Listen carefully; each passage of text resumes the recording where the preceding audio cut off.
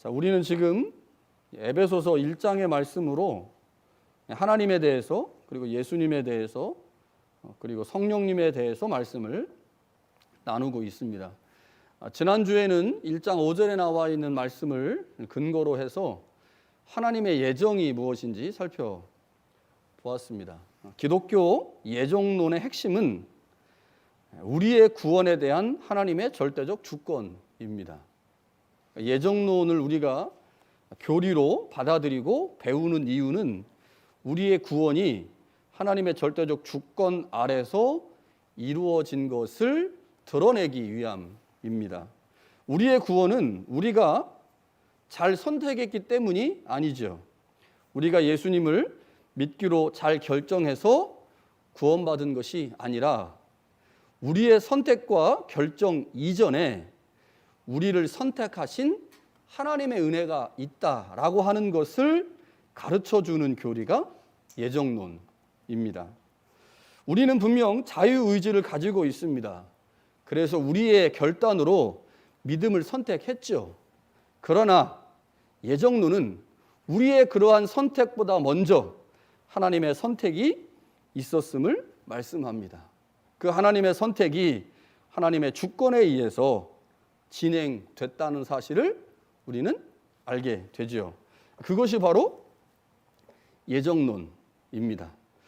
전통적 예정론에서 말하는 유기는 사실 성서가 말하는 예정론의 범주에 들어갈 수 없습니다. 우리가 이제 전통적 예정론에서 이중 예정론이라고 예정론을 이해할 때 유기의 교리가 우리를 힘들게 했는데, 사실 성서를 잘 살펴보면 전통적 예정론에서 말하는 유기의 교리는 성서가 말하는 예정론의 범주에 들어갈 수 없는데, 이게 이제 교리화되면서 우리를 힘들게 했죠. 자, 지난주에 우린 예정론에 대해서 같이 살펴보면서 하나님이 우리의 구원을 선택하셨고 결정하셨고 진행하셨다라고 하는 것을 이제 배웠고요. 오늘은 예수님의 보혈에 관해서 말씀을 나누려고 합니다. 자, 오늘 본문의 말씀에서 7절에 바울은 그리스도의 피로 말미암아 속량 곧 죄사함을 받았다라고 말씀합니다. 그리스도의 피로, 피가 중요한 거죠. 로마서 4장 9절에도 보면요, 이제 우리가 그의 피로 말미암아 의롭다 하심을 받았으니 더욱 그로 말미암아 진노하심에서 구원을 받을 것이다 라고 말씀합니다. 여기도 똑같이 예수 그리스도의 피로 말미암아 의롭다 하심을 받았다라고 말씀하죠. 우리는 예수 그리스도의 피로 인해 죄사함을 받게 되었죠. 죄 용서를 받은 자에게 하나님이 주시는 선물이 있습니다. 그것이 의입니다. 의. 죄 용서를 받은 자들에게 주어지는 선물, 의. 그 의를 힘입은 자들을 구원받은 자라고 부르죠. 그래서 우리의 구원은 예수 그리스도의 피로부터 시작됩니다. 예수의 피의 사건이 있어야만 우리가 의로워지고 의롭게 된 자들에게 주어지는 선물이 구원이죠. 그래서 우리의 구원은 그리스도의 보혈에서 시작을 합니다. 바울뿐만 아니라 다른 성서 저자들도 우리의 구속과 구원을 예수 그리스도의 보혈과 연결하여 설명합니다. 베드로전서 1장 18절에 보면요, 너희가 알거니와 너희 조상들이 물려준 헛된 행실에서 대속함을 받은 것은 은이나 금같이 없어질 것으로 된 것이 아니오 오직 흠없고 점없는 어린 양 같은 그리스도의 보배로운 피로 된 것이라. 우리가 구속을 받은 것이 그리스도의 보혈 때문이다 라고 말씀을 하죠. 요한일서 1장 7절에도요, 그 아들 예수의 피가 우리를 모든 죄에서 깨끗하게 하실 것이요. 그리스도의 보혈이 우리를 구원한다라고 말씀합니다. 히브리서 9장 12절에도요, 염소와 송아지의 피로 하지 아니하고 오직 자기의 피로 영원한 속죄를 이루사 단번에 성소에 들어가셨다. 그리고 14절에는요, 영원하신 성령으로 말미암아 흠없는 자기를 하나님께 드린 그리스도의 피가 어찌 너희 양심을 죽은 행실에서 깨끗하게 하고 살아계신 하나님을 섬기지 못하게 하겠느냐라고 하면서 우리의 구속 사건이 그리스도의 피로 말미암은 것이다라고 바울뿐만 아니라 신약의 다른 저자들도 동일하게 강조하고 있습니다. 성서는 아주 분명하게 우리의 구원이 예수 그리스도의 보배로운 피의 결과라고 말씀합니다. 십자가에서 흘리신 주님의 보혈로 우리는 구원을 받았고 하나님의 자녀가 되었으며 성도가 되었습니다. 주님의 십자가에서의 보혈이 하나님과 우리를 떨어질 수 없는 관계로 묶었습니다. 그리스도의 피의 은혜이죠. 우리가 하나님의 백성과 성도가 된 것도, 그리고 하나님의 자녀가 된 것도 모두 그리스도의 보배로운 피의 결과입니다. 바울이 그리스도의 피로 말미암아 우리가 구속 곧 죄사함을 받았다라고 말하고 있는데, 이 말씀을 바울이 창작해냈거나 혼자 생각해낸 게 아닙니다. 바울은 이 말씀을 구약 성서에서 힌트를 얻었고 구약 성서에서 그 개념을 가져와서 우리 가운데 말씀하고 있죠. 그래서 예수 그리스도의 보혈이 우리를 구원했다, 우리의 죄를 용서했다라고 할 때 그 의미가 무엇인지를 제대로 이해하려면 구약 성서에 있는 피 사건을 살펴보아야 합니다. 그리스도의 피로 맺어진 하나님과 우리의 관계는 이미 구약 시대에 그림자와 같은 형태로 존재하고 있었어요. 그래서 하나님과 우리가 피로 관계를 맺었는데, 그 이전에 하나님과 이스라엘이 역시 피로 관계를 맺었다고 하는 거죠. 자, 구약 시대에 하나님과 이스라엘의 관계를 피의 관계라고 할 때 중요한 두 개의 본문이 있습니다. 두 개의 사건이 있어요. 이걸 잘 기억을 하셔야 되는데, 피와 관련해서 구약 성서에서 중요한 두 본문이 출애굽기 24장과 레위기 17장입니다. 다 중요해요. 성서 말씀은 다 중요한데 특별히 우리가 이 피의 관계, 피에 대해서 말할 때 출애굽기 24장 1절부터 11절, 그리고 레위기 17장 10절부터 12절의 말씀을 잘 기억해야 됩니다. 자, 먼저 출애굽기 24장을 보면요. 자, 24장에서 하나님이 이스라엘과 언약을 체결합니다. 언약 체결을 말씀하는 장이 출애굽기 24장입니다. 자, 이 언약 체결의 현장에 사용되는 것이 피입니다. 그러니까 하나님과 이스라엘이 계약 관계를 맺는데 그 계약 관계에서 계약서가 있어야 되는데, 뭐 계약서는 물론 있죠. 그런데 그 계약서보다 더 중요하게 언급되는 게 피입니다. 피가 사용되고 있다고 하는 거죠. 하나님께서 모세를 통해 이스라엘에게 십계명을 비롯한 율법의 말씀을 주셨습니다. 그 율법의 말씀을 가지고 이스라엘이 하나님과 언약을, 계약을 맺는데, 그 계약의 현장에 하나님이 피를 사용하셨다고 하는 거죠. 출애굽기 24장 6절에 보니까요, 모세가 피를 가지고 반은 여러 양푼에 담고 반은 제단에 뿌리고. 그러니까 이제 하나님의 율법과 십계명을 가지고 이제 언약을 맺는데, 그 언약을 맺는 현장에 모세가 이제 짐승을 잡아가지고 그 짐승의 피를 양푼에 담은 거예요. 양푼에 담아서 반절은 여러 양푼에 담고요, 나머지 반절은 제단, 번제단이죠. 제단에다가 뿌렸습니다. 그리고 나서 모세가 언약서를 가져다가 백성에게 낭독을 합니다. 그리고 난 후에 모세가 그 피를 여러 양푼에 담았잖아요. 담은 그 피를 백성에게 이렇게 뿌렸어요. 이렇게 뿌렸습니다. 자, 그러면서 말하기를, 이는 여호와께서 이 모든 말씀에 대하여 너희와 세우신 언약의 피다. 이것은 언약의 피다. 그러니까 언약서가 있고, 언약서는 율법이겠죠. 십계명과 율법과 같은 언약서가 있고, 그 언약서 외에 또 다른 한 가지 중요한 게 하나 있는데 그게 피입니다. 언약의 피. 그래서 하나님과 이스라엘이 언약을 맺을 때 피가 매우 중요한 요소로 등장을 하죠. 자, 여기서 주목할 것은요, 모세가 피를 제단에만 뿌린 게 아니고 백성들에게도 뿌렸다는 거예요. 백성들에게도.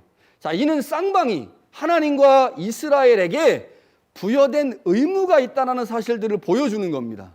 하나님에게도 의무가 있고 백성에게도 의무가 있죠. 그 의무를 성실하게 수행하지 않을 때 계약 당사자들은 피를 보게 될 것이다 라고 하는 겁니다. 자, 그런데 우리가 잘 알고 있듯이 하나님은 신실한 분이잖아요. 그래서 언약을 파기하거나 언약을 지키지 않는 무책임한 행동을 하지 않으시죠. 문제는 이스라엘 백성입니다. 그러니까 하나님과 이스라엘 사이에 맺어진 그 언약이 이스라엘의 실수로 파기될 때 그 언약을 맺은 이스라엘이 피를 흘리게 될 것이다. 그러니 이 언약 잘 지켜야 된다라고 보여주신 것이 이제 피입니다. 히브리서 9장 18절에 보니까요. 이러므로 첫 언약도 피 없이 세운 것이 아니다. 그러니까 첫 번째 언약이 피로 세워졌다. 실제로 가서 보니까 출애굽기 24장에 첫 번째 언약에서 피가 그 언약을 확실히 증언하고 있다라고 볼 수가 있는 거죠. 자, 출애굽기 24장에 하나님과 백성들이 언약 맺는 사건이 나오는데요. 그 언약 체결이 있고 난 후에 하나님께서 모세에게 성막을 지어라 라고 말씀하셨고, 성막이 완성된 후에 하나님이 성막 안에 있는 모세에게 찾아가셨어요. 찾아가서 제사에 관한 이야기를 쭉 말씀하십니다. 이 제사라고 하는 것은 하나님과 이스라엘이 언약을 맺었잖아요. 그러면 이스라엘이 하나님과 맺은 언약을 잘 지켜야 되는데 이스라엘은 연약하단 말이에요. 문제가 많죠. 그래서 그 언약을 지켜내는데 문제가 많아요. 그 문제는 이스라엘의 연약함이고 죄악이고 부정함이겠죠. 그래서 이 부정함과 죄악의 문제를 해결하지 않으면 하나님과의 언약 관계를 유지할 수가 없습니다. 그래서 하나님이 언약을 체결한 후에 너희들이 나와 맺은 이 언약을 잘 유지하기 위해서 너희들이 계속해서 거룩함을 유지해야 되고 죄 문제를 해결해야 되는데 그 방법이 무엇이냐? 제사하는 거다 라고 하면서 1장부터 제사법에 대해서 말씀을 하십니다. 이런 경우에는 이렇게 제사하고 저런 경우에는 저렇게 제사하고 제사법을 쭉 말씀을 하시는데 17장에 가보면 그 제사에 사용되는 동물의 피가 어떤 의미를 가지고 있는지를 설명합니다. 그러니까 하나님과 이스라엘이 언약을 체결할 때도 피가 사용됐고요. 그 언약을 갱신하고 혹은 언약을 유지하기 위한 방편으로 하나님이 제사를 주셨는데 그 제사에도 역시 피가 사용된다는 거죠.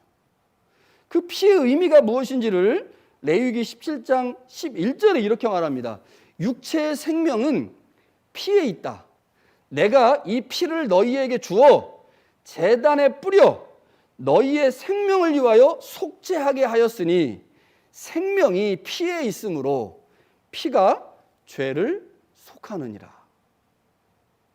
그러니까 언약 체결할 때의 피는 이 언약을 잘 지키지 않으면 너의 목숨을 내놔야 돼.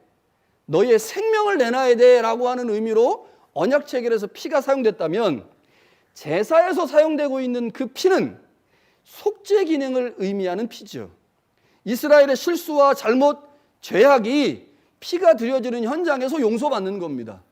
용서받고 거룩해진 그들이 하나님과의 언약을 계속 지켜갈 수 있는 거죠. 그러니까 피는 첫 번째 생명이고 두 번째 피는 죄를 속하는 능력이 피에 있는 거죠. 희생제사에 사용되는 동물의 피는 대속의 기능을 가지고 있습니다. 왜냐하면 피에는 생명이 있기 때문에 그런 거죠. 따라서 사람을 대신하여 희생된 동물의 피가 사람이 지은 죄를 용서할 수가 있어요. 물론 동물의 피는 안전하지 못하기 때문에 이스라엘은 죄를 지을 때마다 희생제사를 통해 동물의 피를 드려야만 했습니다. 히브리서 9장 22절에 보니까요, 율법을 따라 거의 모든 물건이 피로써 정결하게 되나니 피 흘림이 없은즉 죄 사함도 없다. 피가 가지고 있는 중요한 특징이 죄 용서라고 하는 거죠. 하나님께서 이스라엘과 언약을 체결할 때 하나님은 피를 사용하셨습니다. 언약이 맺어짐으로 하나님 쪽에서도 그리고 이스라엘 쪽에서도 서로를 향한 의무가 발생을 했죠. 언약 관계가 유지되기 위해서는요, 서로에 대한 의무를 잘 행해야 됩니다. 그리고 그 언약을 지속할 수 있는, 그래서 하나님께서 제사 제도를 주신 거죠. 그러니까 언약의 상대자인 이스라엘이 언약 관계를 잘 유지하는 방편으로 하나님이 제사 제도를 주셨는데, 그 제사 제도 역시 가장 중요한 것이 피였다고 하는 것입니다. 자, 앞에서 말씀드렸듯이요, 시내산에서 맺은 언약 체결이나 레위기의 제사법은 모두 그림자입니다. 그림자. 다시 말하면 예수 그리스도께서 오셔서 하실 예표인 거죠. 예표. 그래서 히브리서 10장 1절에 보면요, 율법은 장차 올 좋은 일의 그림자요 참 형상이 아니니 해마다 늘 드리는 같은 제사로는 나오는 자들을 언제나 온전하게 할 수 없다.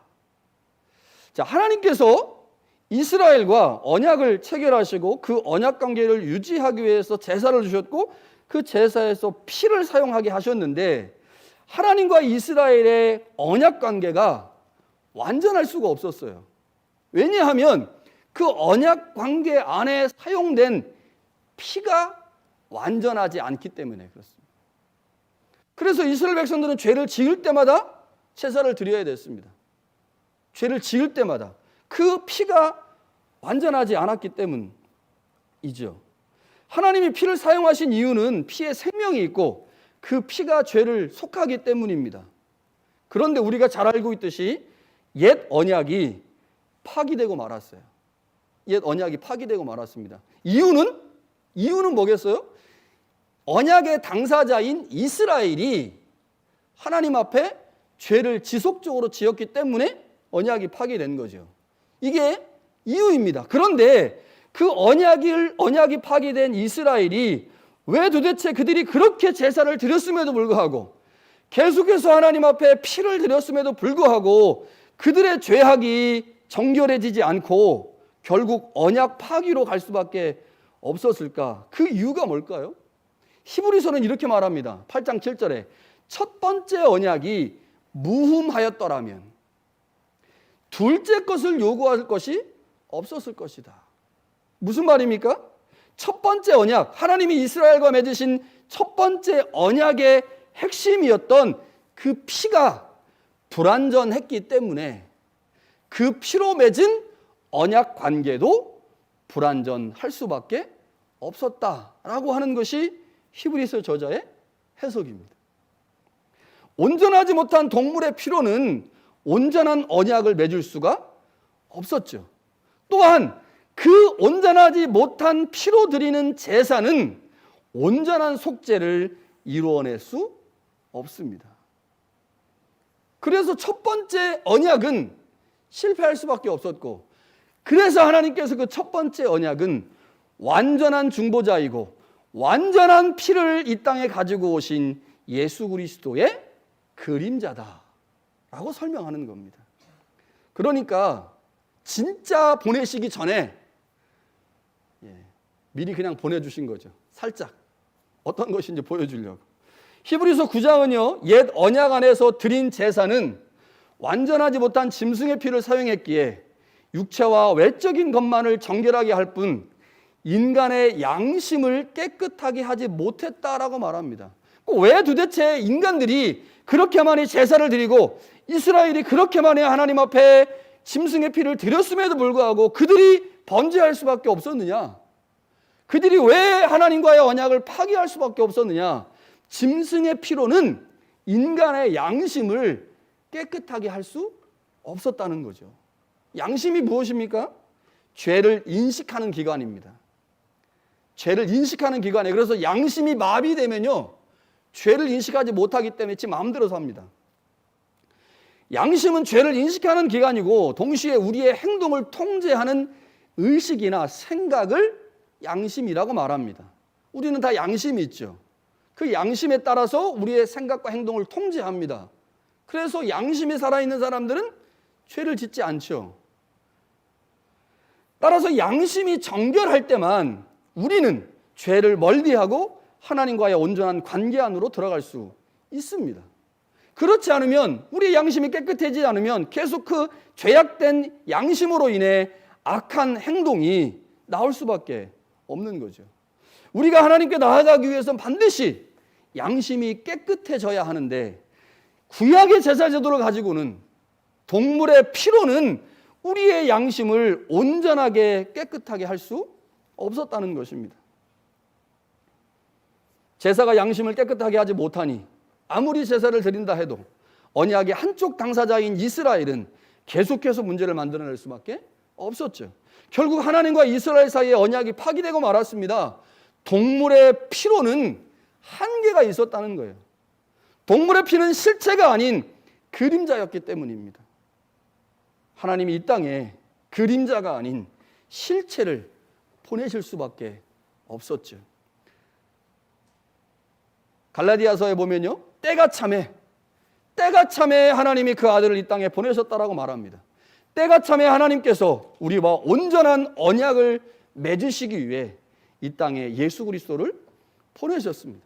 예수의 십자가에서 온전한 언약을 위한 거룩한 보혈이 공개되었습니다. 새 언약의 중보자로 오신 예수님의 보혈은 우리의 행동을 통제하는 양심을 정결하게 할 수 있습니다. 예수 그리스도의 보혈은 우리의 외적이고 육체적인 것뿐만 아니라 우리의 양심을 깨끗하게 함으로 우리가 죽은 행실에서 떠나게 하며 또한 살아계신 하나님을 충분히 섬길 수 있게 합니다. 하나님의 아들의 피는 짐승의 피와 달리 온전한 피이기 때문에 그렇죠. 여러분, 옛 언약과 새 언약의 차이가, 그 언약의 핵심은 피의 차이입니다. 피의 차이예요. 이스라엘도 하나님과 언약 맺을 때, 하나님과 관계를 유지할 때 계속 피를 하나님께 드렸지만 그 피는 부족한 피였기에 관계를 온전하게 만들지 못했다고 하는 거죠. 십자가에서 공개된 예수 그리스도의 피, 그 피는 온전한 피이며 구약의 언약 체결 사건이나 모든 제사법에 사용된 모든 피를 완성시키는 온전한 피였습니다. 자, 하나님은 제사에 사용되는 그 피를 먹지 말라라고 여러 차례 말씀합니다. 피를 먹지 말라. 그래서 레위기 3장하고요 7장에 보면 피 먹으면 죽는다, 절대로 먹을 수 없다라고 말씀을 하죠. 자, 아까 출애굽기 24장에서 하나님이 이스라엘과 언약을 체결하실 때 피의 반절은 제단에 뿌렸어요. 그리고 반절은 여러 양푼에 담아가지고 백성들 사이에 뿌렸습니다. 백성들 사이에 피를 뿌린 거는 출애굽기 24장이 유일해요. 피는 어디다 뿌리느냐? 제단에다 뿌립니다. 제단에다 뿌리거나 아니면 지성소와 성소 사이에 있는 휘장에다가 뿌립니다. 이렇게. 그리고 피는 제단에다가 붓거든요. 피를 사람에게 뿌리지 않아요. 그런데 출애굽기 24장에는 피를 사람에게 뿌립니다. 그런데 더 중요한 것은 예수님께서 죽음을 앞두신 유월절 만찬에서 제자들이 이렇게 말씀하십니다. 너희가 다 이것을 마시라. 피를 마시라는 말이에요. 이것은 죄 사함을 얻게 하려고 많은 사람을 위하여 흘리는 바 나의 피 곧 언약의 피다. 이 언약의 피라는 말 어디 나와요? 출애굽기 24장에 나오거든요. 하나님과 이스라엘 백성들이 언약을 맺으실 때 이스라엘 백성들 가운데 언약의 피를 뿌렸죠. 뿌리면서 말하기를 이것은 언약의 피다. 니네 언약 안 지키면 다 죽을 거야. 잘 지켜야 돼 라고 말씀하시면서 백성들에게 뿌렸어요. 그런데 예수님께서 제자들에게 이거 마셔야 돼 라고 포도주를 주시면서 이 피가 이것이 내 언약의 피다 이렇게 말씀하시는 거죠. 요한복음 6장에 보면요 예수님께서 역시 이렇게 말씀하십니다. 내 살을 먹고 내 피를 마시는 자는 영생을 가졌고 마지막 날에 내가 그를 다시 살리리니 내 살은 참된 양식이요 내 피는 참된 음료다. 요 말이 너무 충격적으로 들려가지고요 예수님을 따르던 제자 중에 일부가 예수님을 떠나버렸습니다. 아니 어떻게 도대체 피 먹으라는 얘기야. 구약 성서에서 피 먹으면 안 된다고 하셨는데 예수님 왜 피 먹으라고 하지? 라고 하면서 예수님의 말씀이 이해가 안 돼가지고 떠났죠. 출애굽기 12장에 보니까요 6월절에 포도주를 마신다는 언급이 출애굽기 12장에는 없어요. 그런데 예수님 당시에 유대인들의 전통 식사, 6월절 전통 식사에서는 언제나 포도주가 준비됐습니다. 그래서 6월절 전통 식사에서 빵과 포도주가 준비됐고 그래서 식사할 때 빵과 포도주를 함께 먹었습니다. 이스라엘이 광야 생활 동안 출애굽 때 생겨난 유월절 규례를 지켰고요. 이것이 가나안 정착 이후에도 계속해서 지켜졌는데 예수님 당시에도 역시 이 절기가 지켜졌죠. 그런데 예수님은 그 당시에 규례를 따라 유월절 만찬에서 제자들에게 빵과 포도주를 주시면서 말씀하시기를 이 빵은 내 몸이다. 먹어라. 이 포도주는 나의 피다. 언약의 피다라고 말씀을 하시면서 제자들에게 먹게 하셨습니다. 자, 구약시대에 하나님과 이스라엘 사이에 언약을 맺을 때 피가 사용됐어요. 그 언약을 유지하고 갱신하기 위해서 제사가 드려졌는데 그 제사가 피의 제사였습니다. 그런데 이 피의 제사와 언약 체계로 사용된 그 피가 예수 그리스도의 십자가 사건에서 피가 공개되면서 그 모든 구약에 나오는 피가 예수의 피로 완성이 됐거든요. 그런데 그 완성된 예수의 피를 주님께서 우리에게 먹어라 이렇게 먹어라, 피를 믿어라 이렇게 말씀하지 않으시고 피를 먹어라 이렇게 말씀하시는 거죠. 어떻게 우리가 피를 먹을 수 있을까?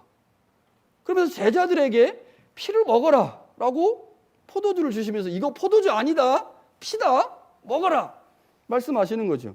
왜 예수님은 제자들에게 피를 먹으라고 하셨을까요? 그 먹으라고 한 그 피가 십자가에서 공개되면서 하나님과 이스라엘 사이에 맺어진 언약이 그 피로 완성됐고, 우리의 죄를 용서하는 그 피가 예수의 십자가 사건에서 완성됐어요. 그래서 우리가 예수님이 말씀하신 것처럼 주님의 피를 먹으면 우리 안에서 피의 역사가 일어나는 겁니다. 뭐예요? 하나님과 우리 사이에 언약이 완전해지는 거예요. 왜냐하면 그 피는 우리의 양심을 깨끗하게 할 수 있거든요. 그래서 우리의 죄를 완전히 속하기 때문에 하나님과 우리 사이에 언약이 새롭게 갱신이 되면서 깨지지 않는 영원한 언약이 됩니다. 이스라엘은 언약을 체결했지만 그 언약 때 사용된 피가 불완전한 피였기 때문에 이스라엘의 죄를 온전하게 할 수 없었고, 그래서 그 온전하게 할 수 없는 그 피 때문에 결국 언약이 깨졌잖아요. 그런데 주님께서 우리를 위해서 흘려주신 그 보혈은 완전한 피입니다.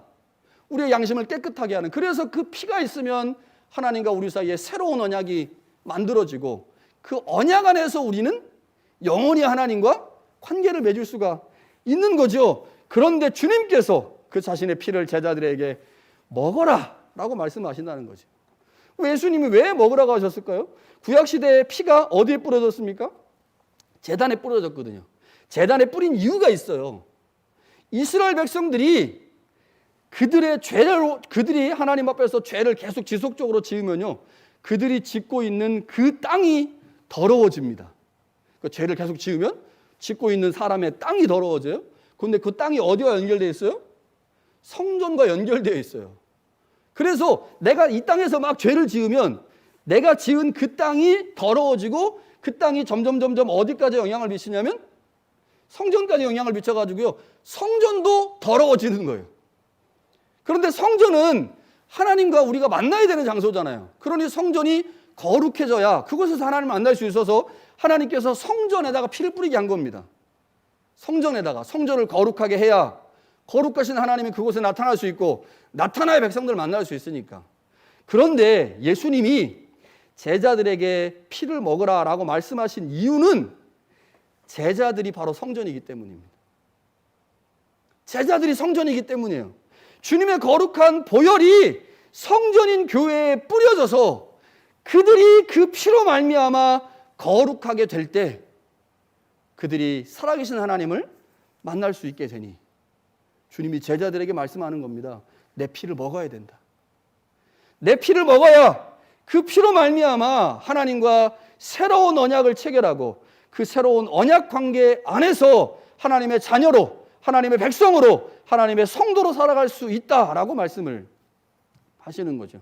오늘 본문 말씀에 보니까요, 그리스도의 피로 우리와 언약을 맺으신 하나님이 우리에게 지혜와 총명을 주셨다고 말합니다. 하나님의 비밀을 알게 하셨다고 말합니다. 그리스도 안에서 만유가 하나 되고 회복되는 일을 경험하게 하신다고 말씀합니다. 우리를 하나님 나라의 기둥이 되게 하신다고 말씀하시죠. 그리스도 안에 있는 자들, 그리스도의 피가 하나님과 우리의 관계를 회복할 수 있다라고 믿는 사람, 그 사람들에게 하나님이 새로운 일들을 보여주시고 말씀하시는데, 이것이 새 언약의 하나님이 우리에게 보여주시는 하나님의 의무죠. 그러니까 하나님이 우리와 언약을 그리스도의 피로 맺으시면서 언약의 당사자가 돼서 우리에게 내가 너희들에게 이러한 거 해줄게, 너희를 자녀로 삼고 너희에게 비밀을 알려주고 너희에게 하늘의 총명한 것들을 주고 너희를 하나님 나라의 기둥으로 삼을게, 이게 내가 너희와 언약을 맺는 당사자로 할 의무야 라고 말씀하시는 겁니다. 그러면 언약의 또 다른 당사자인 우리에게 부여된 의무가 뭘까요? 우리에게 부여된 의무 뭐겠습니까? 그리스도의 보혈 안에 거하는 겁니다. 그거밖에 없어요. 대치이세요. 그리스도의 보혈 안에 거하는 것, 이게 우리가 언약의 당사자로 하나님 앞에서 행해야 될 의무입니다. 하나님께서 자신의 아들을 십자가에서 처참하게 죽이셨어요. 아주 무지막지하게 죽이셨어요. 고통이라고 하는 고통은 다 당하게 하신 후에 예수님을 죽이셨습니다. 이유가 뭐예요? 간단합니다. 하나님과 우리 사이에 새로운 언약을 체결하시기 위해서. 동물의 피로는 하나님과 그의 백성이 완전하게 하나 될 수 없으니 이제 완전한 피를 통해 하나님과 자신의 백성 사이를 완전하게 묶으려고 자신의 아들을 십자가에서 죽이시고 피를 흘려 주셨습니다. 그리고 그 피를 흘리신 후에 피 안에 거하는 자들에게 내가 하늘의 모든 것을 주겠다, 내가 아버지의 자녀의 권세를 주겠다라고 말씀하시죠. 그럼 우리가 해야 될, 당사자인 우리가 해야 될 일이 뭡니까? 간단합니다. 그리스도의 보혈 안에 거하는 거죠. 그게 뭐예요? 그리스도의 보혈이 하나님과 우리 사이를 연결하는 가장 중요한 끈이라는 사실을 고백하는 겁니다. 그리스도의 보혈로 우리가 하나님의 선택과 예정을 입었다고 하는 사실, 그것을 기억하는 것입니다. 그것을 오늘 12절은 이렇게 말하죠. 이는 우리가 그리스도 안에서 전부터 바라던 그의 영광의 찬송이 되게 하려 하심이라.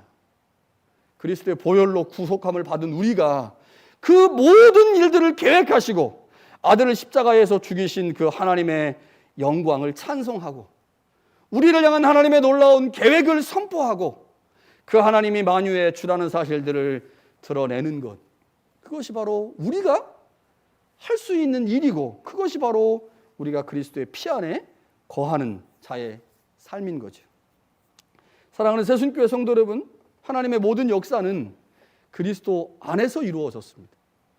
그리스도 안에서 이루어졌어요. 우리를 위한 예정도, 우리를 위한 구속도, 우리를 하나님의 자녀 삼으신 것도, 우리에게 지혜와 총명을 주신 것도, 우리에게 주시는 모든 하늘의 신령한 복은 다 그리스도 안에서 이루어진 사건들입니다. 조금 더 자세하게 말하면 그리스도의 거룩한 보혈로 말미암아 주어진 은혜입니다. 2000년 전에 우리를 위해 십자가에 죽으신 그 예수 그리스도의 보혈, 그 보혈이 우리를 하나님과 하나 되게 했다는 사실들을 고백하고 그 하나님의 은혜를 기억하고 찬양하는 것, 그것이 바로 주님께서 말씀하시는 내 참된 음료인 피를 먹으라 라고 하는 것의 의미일 것입니다. 주님의 보혈을 먹는 것은 주님의 보혈의 능력을 믿는 것입니다. 그 보혈로 하나님과 새로운 관계가 맺어졌다는 사실을 인정하는 것입니다. 그 보혈로 우리가 하나님의 자녀로 이 땅을 당당하게 살아갈 수 있음을 믿는 것입니다. 그 보혈이 우리의 양심을 깨끗하게 했습니다. 죄를 이기는 능력이 그 보혈 안에 있습니다. 세상을 이기는 능력이 그 보혈 안에 있죠. 주님이 우리를 위해서 흘리신 그 보혈, 그 보혈이 하나님과 우리 사이를 새롭게 연결한 가장 중요한 끈이라는 사실들을 기억하고 주님의 십자가의 보혈 안에 거하심으로 하나님이 우리 가운데 허락하시고자 하시는 하나님의 은혜가 여러분의 삶 가운데 충만할 수 있기를 간절히 축원합니다.